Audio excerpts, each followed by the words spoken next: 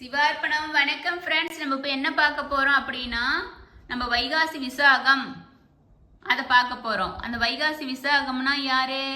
நம்ம முருகப்பெருமான் அவதரிச்ச நட்சத்திரம் வைகாசி விசாகத்தில் தான் நம்ம முருகப்பெருமான் அவதரிச்சாரு. அவர் முருகப்பெருமான் அவதரிச்சதுக்கு ஒரு கதை இருக்கு, அதை பார்க்கலாங்களா ஃப்ரெண்ட்ஸ்? அசுரர்கள் சூரபத்மன், சிங்கமுகன், தாரகன் அப்படின்னு 3 அசுரர்கள் சிவபெருமான் மேலே கடுந்தவம் இருக்கிறாங்க. கடுந்தவம் இருந்து சிவபெருமான்ட்டு பல வரங்களை பெற்றாங்க. அவங்கள யாரும் அழிக்க முடியாத மாதிரி பல வரங்களை பெற்றுறாங்க. ஆனால் அதில் அவங்க சொல்கிறாங்க, எங்களுக்கு சாவே இருக்கக்கூடாதுங்கிறாங்க. ஆனால் சிவபெருமான் யாருக்குமே அந்த சாவு இல்லாதங்கிற வரமே யாரும் கொடுக்க மாட்டாங்க. அப்போ அப்படின்னா அவங்க 3 பேர் கேட்குறாங்க, சிவபெருமானுகிட்ட இருந்து உருவான ஒரு சக்தியால் மட்டும்தான் எங்களை வெல்ல முடியும், எங்களை அழிக்க முடியும், மற்ற யாரும் எங்களை வெல்ல முடியாதுன்றாங்க. சிவபெருமான் வரம் கொடுத்துட்றாரு. அவங்க அந்த வரத்தை வாங்கின பிறகு அவங்க ரொம்ப எல்லா முனிவர்கள், ரிஷிகள், மக்களை எல்லாத்தையும் கொடுமைப்படுத்துகிறாங்க. எல்லாரும் தாங்கனா துயரம் பெறாங்க. அதனால அவங்க என்ன பண்ணுறாங்க, எல்லாரும் போய் நம்ம மகாவிஷ்ணுகிட்ட முறையிடுறாங்க. அவங்க சொல்கிறாங்க, நீங்கள் சிவபெருமான்கிட்ட போய் கேளுங்க அப்படிங்கிறாங்க. மகாவிஷ்ணு எல்லாரும் வர்றாங்க, சிவபெருமான்கிட்ட முறையிடுறாங்க. நீங்கள் கொடுத்த வரத்தினால அவங்க 3 பேரும் எல்லாத்தையும் கொடுமைப்படுத்துகிறாங்க, எங்களால் அந்த கஷ்டத்தை தாங்க முடியும். சிவபெருமான் சரி நான் ஒரு சக்தியை உருவாக்கி கொடுக்குறேன் அப்படின்னு சொல்கிறாரு. அவரோட நெற்றிக்கண்ணிலிருந்து ஒரு தீ பிளம்பை உருவாக்குறாரு. அந்த தீ பிளம்பு அக்னி அந்த சூட்டில் உலக மக்களே தாங்க முடியல. தேவர்கள், முனிவர்கள் எல்லாரும் அந்த தீ பிளம்பை தொட தயங்குறாங்க. கிட்ட கூட போக முடியல, கிட்ட போனால் பொசுங்கிடுவாங்க. அதனால அந்த தீப்பிழம்பை சிவபெருமான் சரவண பொய்கைங்களை ஆற்றில் விடுறாரு. அந்த சரவண பொய்கையில ஆற்றில் விட்டதையும் அது 6 குழந்தைங்களா, சிறு குழந்தைகளா, பாலகர்களா மாறுது. அந்த 6 குழந்தைகளையும் கார்த்திகை பெண்களை வச்சு வளர்க்க சொல்றாரு. அவங்க கார்த்திகை பெண்கள் அந்த 6 குழந்தைகளை வளர்த்துடுறாங்க. நம்ம அப்படி வளர்த்துட்டு இருக்கும்போது முருகப்பெருமானுக்கு சிவபெருமான் எப்படி அவர் சிவபெருமான் நெற்றிக்கண்ணிலிருந்து வந்தாரோ, நம்ம பார்வதி சாமி நம்ம முருகப்பெருமானை அணைச்சு ஒரு குழந்தையா மாற்றி அவரோட சக்தி, பார்வதி தேவியின் சக்தியா வேலை முருகருக்கு கொடுக்குறாரு நம்ம பார்வதி சாமி. அதனால சிவனோட சக்தி, நம்ம பார்வதி சாமியோட சக்தி ரெண்டும் சேர்ந்த சக்தியா நம்ம முருகப்பெருமான் உருவாகிறாரு. உருவாகி நம்ம அசுரர்களை போய் சூரபத்மன், சிங்கமுகன், தாரகன் 3 பேர்த்தையும் அழிக்கிறாரு. அதை அழிச்சது தான் நம்ம எங்கன்னு தெரியும், திருச்செந்தூரில் கந்த சஷ்டி விழான்னு சொல்லிட்டு சிறப்பாக நடந்துகிட்டு இருக்கு. சரிங்களா ஃப்ரெண்ட்ஸ்? இப்படி தான் நம்ம முருகப்பெருமான் அவதரிக்கிறாரு. பராசரர் அப்படின்னு ஒரு முனிவர் இருக்கிறாரு. அந்த முனிவருக்கு 6 குழந்தைகள் இருக்காங்க. அந்த 6 குழந்தைங்களும் ரொம்ப படு சுட்டியா, ரொம்ப குறும்புக்கார குழந்தைங்களா இருக்காங்க.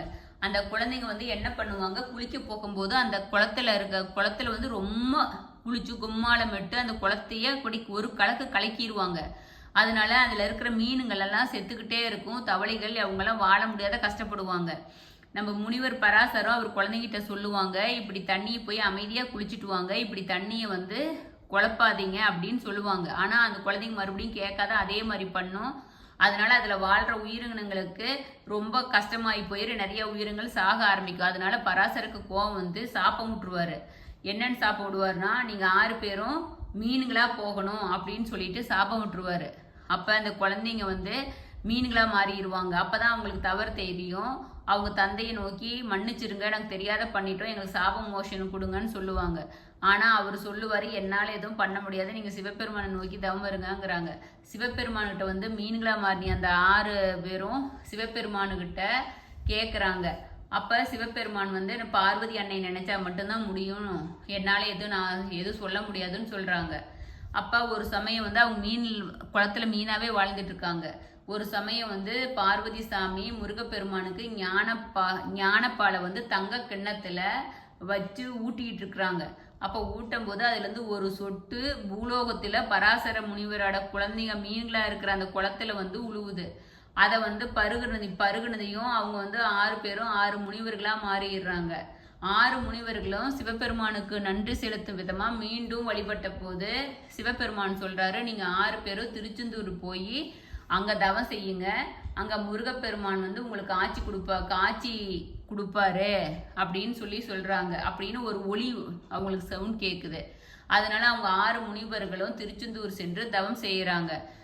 தவம் செய்யும்போது வைகாசி விசாக நட்சத்திரத்தை கூடிய நேர்ந்த பௌர்ணமி நாளில் வந்து முருகப்பெருமானோட அவங்களுக்கு அருள் கிடைக்குது.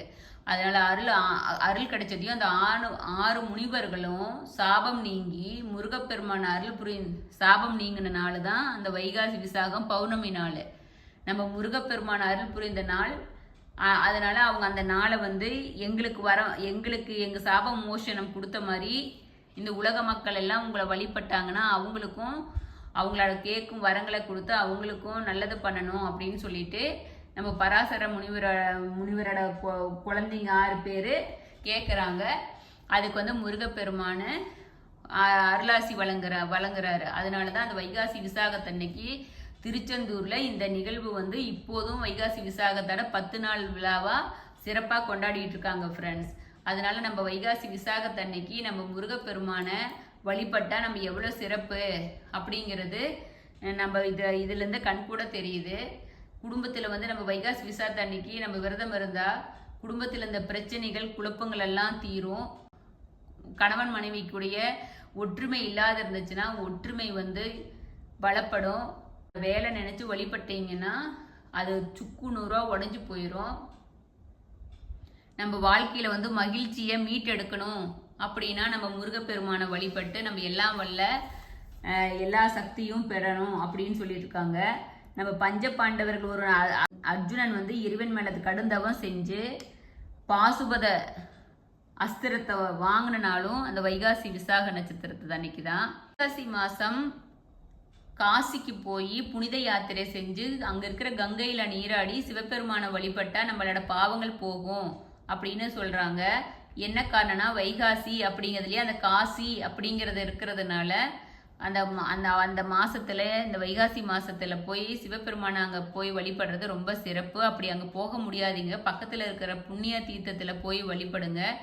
சிவபெருமானோட அருளை வந்து பக்கத்துல இருக்கிற கோயிலுக்கு சென்று வழிபட்டு அருள் பெறுங்க.